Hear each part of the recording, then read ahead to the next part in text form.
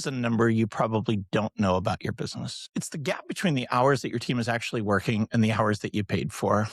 Depending upon whose study you trust, the gap is somewhere between 1% and 4% of your total labor costs. The American Payroll Association has estimated that U.S. employers lose roughly $11 billion with a B, a year to time theft. When I did some research on this, I was blown away.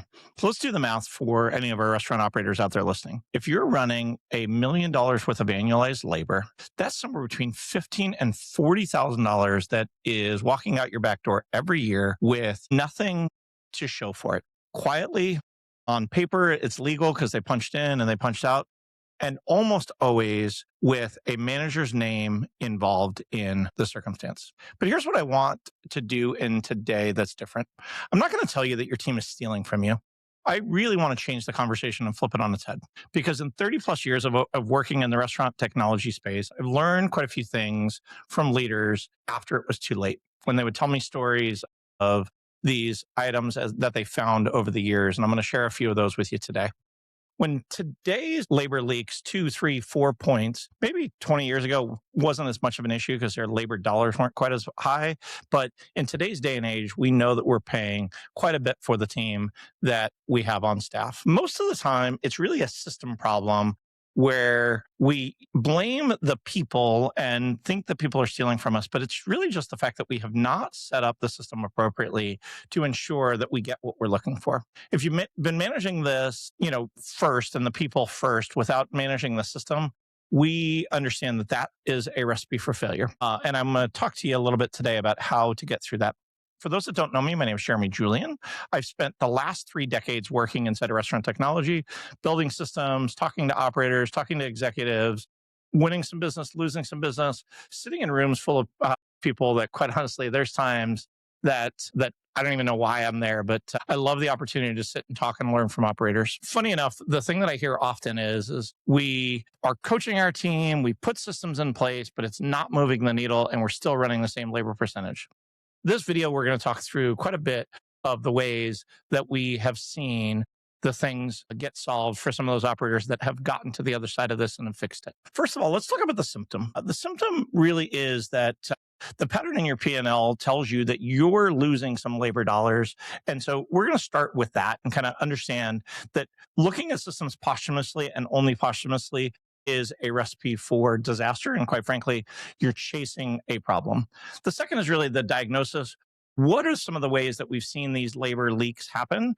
And what can you do to look for these items? The third is understanding what the root cause is, why every single one of these is manageable and is part of the system that you've set up. It's not somebody that's trying to steal from you. And then fourth is what can we do about it? What are the controls that we can put in place to move the needle, drive the accountability within the store, get the P&Ls to where you want them to be? So stick with me till the end, because we talk quite a bit at the end of the episode about how to implement these within your restaurant today. So let's start with the symptoms. Here's the pattern I see all the time. Operators will throw out a labor target, whether it's legit labor target or not. They'll throw out a labor target, 28, 30, 32 of revenue, whatever you have decided your labor percentage is. And week over week, it lands within 2 or 3 points of that number. You coach your GMs, you manage your schedule, you add the labor scorecard to your weekly scorecards that are going out. But week over week, month over month, period over period, the number doesn't move. It might move for a week or two, but then as soon as you take your eye off the ball, it goes back to where it was, which is just the steady state of whatever your business is used to running at. If that sounds like your business, I want you to listen closely, because you're not failing. It really is what you're measuring that is the challenge. Because here's the thing that we see when I talk to people about labor and the numbers leaking. It doesn't show up as one huge number at the end of the P&L. It shows up as hundreds of small little cuts as time goes on. It's 5 minutes here, it's 3 minutes there, it's 2 minutes there, it's 10 minutes there. The manager will override a shift because the guy's here and he doesn't want to have to deal with the conflict because he's running to go deal with a guest situation, and he just clocks them in. There's hundreds and hundreds of these things that happen in large restaurants every day. But the idea is let's set the targets and let's set the systems in place. The second system that I hear happen all the time, and I want you to look at, is how many people are just barely leaking into overtime. Look at managers that are hourly managers that do acquire overtime. How many of them just go, 30 minutes into overtime, 15 minutes of overtime? Because you know what? That's going to drive the number even that much more significantly, because at the end of the day, most of the time that's a planning problem and or a management issue. It really is one of those things that we continue to see those small, especially on the overtime, because you're paying time and a half, sometimes even double time for those things. If you're struggling to get your labor percentage to move one way or another, your overtime is unevenly distributed across your time of day or the people that you're managing, it's often a problem of management, which brings us to phase two, which is kind of the diagnosis. How do we figure out where labor is leaking within your brand? We've identified 6 forms of labor leakage inside of your restaurant, and you'll recognize these when I bring them up, but until they get called out, oftentimes it's hard to see them. I think like anything else, we've got these circumstances where as soon as somebody brings it up, you're like, I didn't realize that was happening, but now that you brought it up, I see it everywhere. So the first one that we talk about is buddy punching. This is where I think everybody kind of knows that this happens, is one employee clocks in for another one. They're running a couple minutes late, or they forgot to clock out. They'll text their buddy and say, hey, can you punch me out? Oftentimes it's benign as far as what the thought is. They may have forgotten to punch out. They don't text their buddy for 30 minutes. And oftentimes, even where I talked about it's not a people problem per se. It's one of those circumstances where they believe that they're going to come in the next day and be like, hey, manager, I forgot to clock out. So clocked me out. Can you get me adjusted to the proper time? But then they'll forget.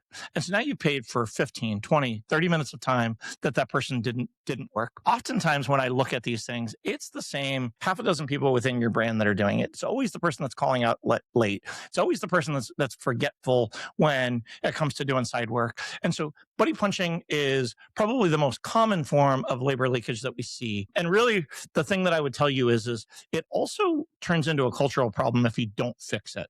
Because not only the cultural problem of people being late or clocking out early, clocking out late, it's also a problem of you've now got 2 employees that are working together against the benefit of the restaurant. So I would tell you that this is the number one thing that we see, number one, and number 2, that you have to deal with early in the circumstance when you see it happening, especially with a new team member. Fix the problem before it becomes something larger. The second form that we continue to see is that people will come on shift early, and if there's not a schedule enforcement, they'll clock in early, or they'll be wandering around doing their side work until the clock rolls over for that extra 15 minutes, and they'll clock out late. This is a very expensive problem to have, and it's honestly one of those things that I think on the surface, without managing it, you guys look at it and go, oh, they're just a few minutes early. We've got some work for them to do.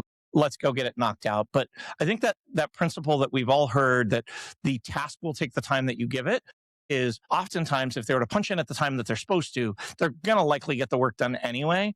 But getting them that extra 10, 15, 20 minutes early because they showed up early for their shift, oftentimes they mill around and fill up the time with the task that needs to get done versus really hustling at the end. The same happens at the end. If you tell somebody they got to be off the clock by 5 o'clock and they need to get all of their side work done, it's amazing how often that side work gets done before 5 o'clock. If they know that they're not getting paid for it, which again is a legal issue that you got to be careful with, but if they know that they're not getting paid for it, ensuring that you're managing the tasks that need to get done is something that's really, really critical.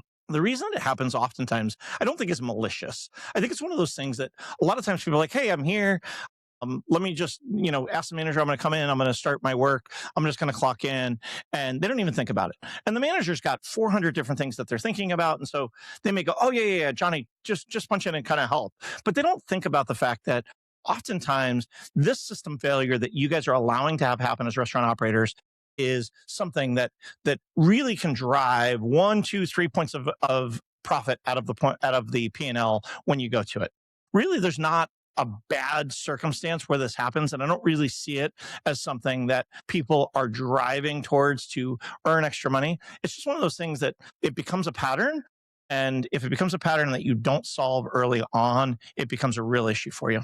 Form three that we identified is the whole idea of managers overriding the punch statistics. You got somebody on schedule. The managers are like, hey, I just need somebody. They hadn't planned for something's going on.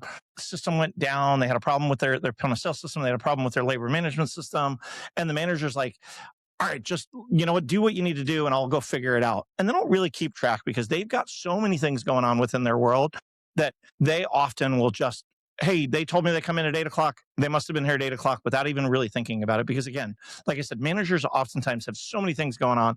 They just want the problem to go away. And so many of our managers in the stores are just immediate problem solvers, and they're having to deal with hundreds of things every day and make hundreds of decisions. And they don't necessarily think about the fact that they're allowing this to happen.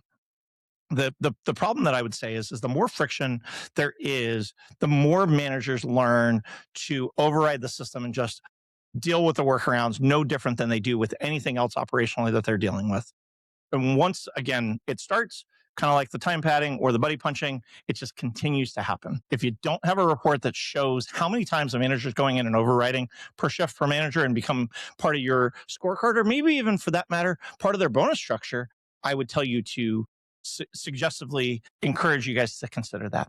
The fourth form that we see, and this one doesn't happen nearly as often, but it happens every once in a while, is that you've got ghost employees, fake employees that are clocked in that don't even really exist. They may be a friend of the manager. They may be somebody that called out sick, but they punched them in anyway because they didn't want to get in trouble because they had, there's something going on that potentially is a bit nefarious. But we run into this sometimes where managers will just have people on the clock that aren't actually working. Why is it something that is allowed to have happen? I think it's, if you've got the fox watching the hen house, it's oftentimes that manager that's in collusion with that employee that's doing this. And so I would encourage you guys all to look to make sure that all of the employees that are on the clock are actually, that are punched into the system, are actually there and working. The fifth form that we see, and this is in some of the states where you've got some mandatory break laws for meal breaks and things like that, is that managers will allow the staff members to manipulate their break periods. If you don't know this, especially in the state of California, which is where I was at up until about 5 years ago, you've got these meal breaks that have to get taken. And if you don't take them at the precise time, you've got to pay penalties. And oftentimes the labor management system is going to automatically pay those penalties. In those states where you've got meal breaks, where you've got a 30-minute unpaid break, they have to take that time and ensure that the staff member is not only taking that break, but that it meets the requirements. Because if it doesn't meet the requirements, you've got all of these extra hours that get pushed in there. And while you may be within plan on the actual hours, when you've missed a break and you move the break past the allotted time that you need to have it, again, I would ask you to talk to your labor lawyers to understand all of those rules in your local jurisdictions. But when you do that, it turns into a huge problem because now you're paying penalties, you're paying all of these different things, and it blows your labor number out of the water. The last form that we see is work that's getting, certain states are really honing in on this, where you've got people that are working after their days off. They're responding to texts. They're responding to requests to come in. And again, certain states, they will hit you hard. And so I would tell you to just be really careful about the sixth one, because we've seen it. Our CTO, Anthony, did a webinar on it recently with one of the states where you had people that were needing to get extra hours for dealing with things like staff announcements or the special of the week on their app, that you've got to pay them for some of those times. And so I would tell you to have a policy in place to make sure that you understand your state and local jurisdictions' labor laws, to understand that you're not having to pay for those things for the announcements that you may be sending out. Again, oftentimes they will come back and claim those things, and now you've got to pay for this extra time, saying, hey, these team members are expecting to get paid. And so I would encourage you guys to look at both your local laws, local jurisdictions in your state and your municipality, to make sure that there's not a law against talking to people when they're off the clock. And if there is, setting the precedence that says, I don't expect you to check these things unless you're on the clock when it comes to things like announcements and such. So those are the 6 things that we continue to find and hear are the issue out in there. Now, why do I say it's a system problem, not a people problem? As we talked about, there's 6 different ways that we've seen. Every single one of them has the same root cause. The system you have set up is making the wrong things easier to do. They are giving you the opportunity to game the system if you're choosing to, or if you're not choosing to do it, making sure that you're managing these things down to the shift level. The first pattern, again, I talk about is the buddy punch, ensuring that you don't have those buddy punches happening, making sure that the GM is not involved or the people that are running the reports aren't part of this buddy system. I had a circumstance recently where we talked with somebody and they happened to be hanging out with one of their staff members. And because of that, they were paying them extra and it was still hitting their labor numbers. But at the end of the day, that team member was getting paid for an extra 45 minutes to an hour worth of time every single shift because they were in cahoots with that person. So I would encourage you to look at ensuring that your buddy system is not being run, to make sure that you either have things like biometrics in place or cameras in place to ensure that you understand who's actually on the clock, who's actually doing those items and looking at them. Again, I don't think that it's something that oftentimes is malicious, but it does happen in restaurants every single day. So the second thing that we see is managers overriding people's clock in times. And again, you've got these circumstances where a manager just overrides the time, doesn't realize that he now got this person an extra 15 minutes or 30 minutes.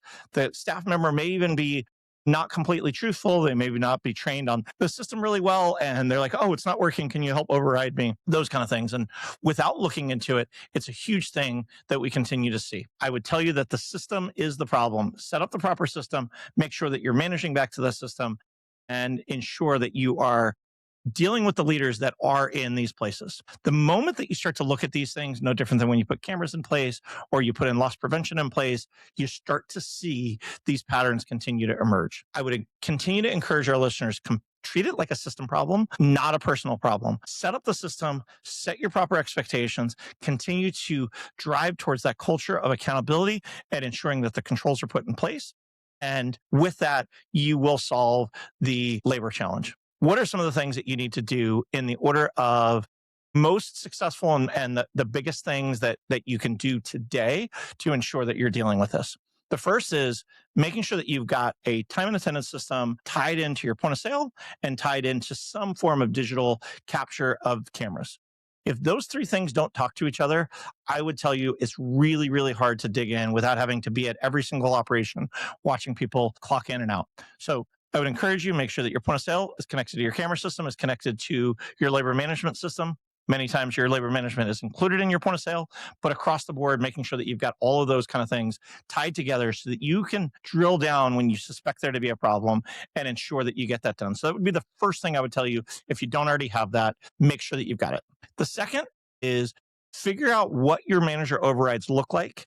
Make sure that you're running the report. Make sure that you've got the right people doing the overrides at the right time. That you understand that you've coached your managers when they're doing the override, what the impact is on the business, and track it, manage it, hold those team members accountable to understanding what's going on. If you're never running the override report, understanding big problem there, I would encourage you guys, put these items on their scorecard, put them as part of their weekly feedback sessions, put them as part of the items that you're doing that 1 to 2 minutes that you spend with that manager could save you tens of thousands of dollars on an annualized basis because they're managing it real time what is happening. The third thing is to look at who is actually on the clock. What hires are you bringing into the business? How much time are you scheduling them? What are you looking for? How much overtime? Once every 2 to 3 months, I would tell you to go run a employee register. Go figure out how many employees are on the clock. Go figure out how many people are working. Figure out if there's patterns that you're looking for. I would tell you this is a great use for AI. Throw that schedule, throw the employee roster in, and make sure that you've got no employees that are not on the clock, that aren't really there, making sure that you don't have the buddy system. You're really going to find a lot of things that I would tell you that you don't see with the naked eye because you're trusting your people. Again, it's a system problem. But now throw all of that data into your large language model of choice and say, hey, how could I have optimized these things? What are some things that I might not be looking for that I see? One last thing before I let you go. Whatever you do, I would tell you to be persistent and create a rhythm that you're going and holding accountable. I would tell you not to blow everything up and try and do everything at once. Do it systematically, weekly reviews, monthly reviews, quarterly reviews, period reviews, whatever those items are to manage this. Try not to eat the elephant all in one bite. I'm going to ask you 3 questions before you leave. When was the last time you ran a labor audit by yourself? Not ask your GM to run it, but ran it yourself. The second is, do you know who is overriding people's hours? Do you know within each store how often it's happening? And the third is, who is your highest group of employees that are working together? Is there some potential collusion there? Without looking at it, it becomes really, really, really tough to manage. Again, as I said in the beginning, if you don't know me, my name is Julian. I've been in the restaurant tech space for 30 years. I run a point of sale company that works with multi-units to help you guys automate much of this business. I would encourage you guys, if you haven't already subscribed to the show, please do so and make it a great day.